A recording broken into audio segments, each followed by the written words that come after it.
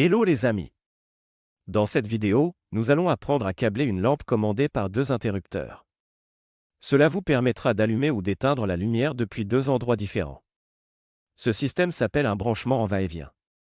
Nous allons suivre, étape par étape, le câblage des différents éléments, la phase, les interrupteurs va-et-vient, la lampe et le neutre. D'abord, toujours réaliser un schéma de principe. C'est une étape essentielle pour concevoir et visualiser vos branchements. Cela vous aide à mieux comprendre et maîtriser vos installations électriques. Ce trait rouge symbolise la phase, le départ de ma source. Et celui-ci, en bleu, le neutre, le retour à la source. Pour réaliser ce branchement, on utilise deux interrupteurs va-et-vient et une lampe. Contrairement à un interrupteur classique, qui n'a qu'un seul contact, un interrupteur va-et-vient en possède deux. Le câble de phase, généralement de couleur rouge, marron ou noir, est relié directement à l'entrée de l'interrupteur, sur la borne marquée L.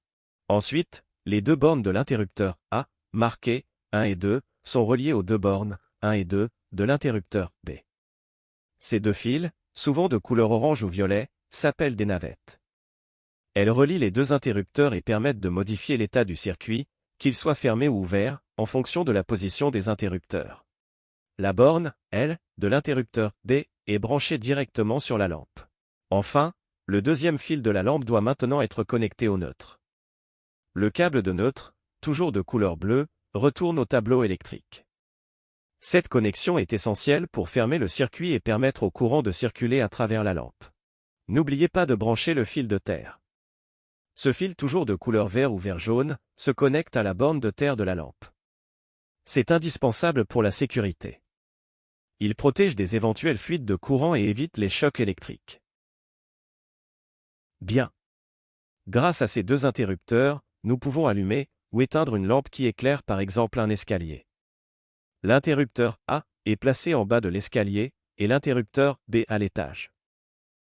Si j'appuie sur l'interrupteur A, la lampe s'allume.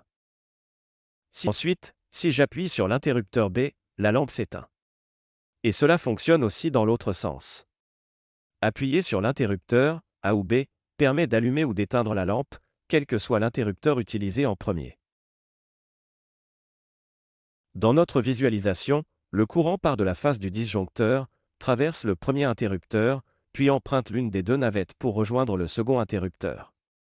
Selon la position des interrupteurs, le courant peut atteindre la lampe ou le circuit peut être interrompu.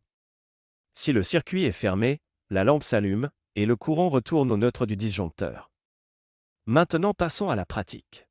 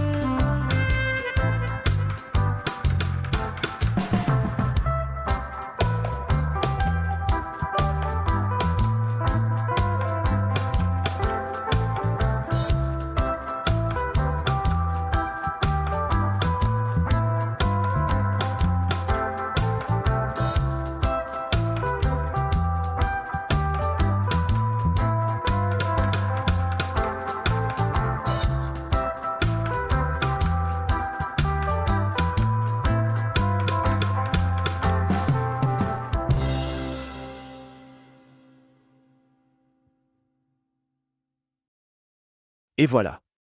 Vous avez réalisé un système va-et-vient pour commander une lampe avec 2 interrupteurs. Voyons avec cette méthode simple, comment ajouter d'autres lampes à notre circuit.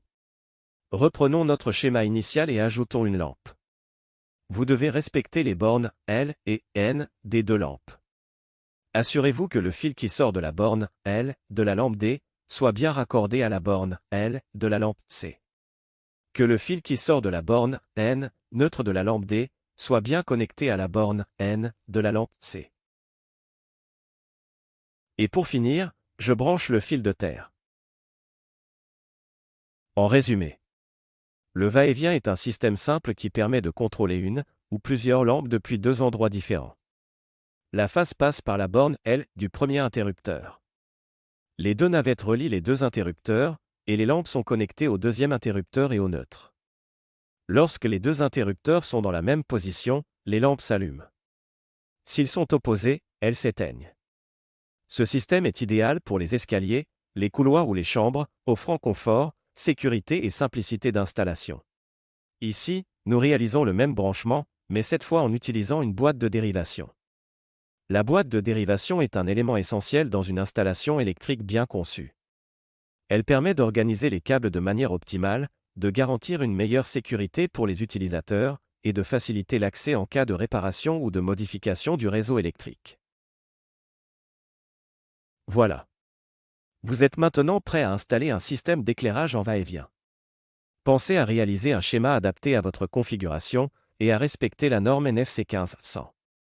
Pour rappel, un circuit d'éclairage doit utiliser du câble de 1,5 mm² et être protégé par un disjoncteur de 16 A.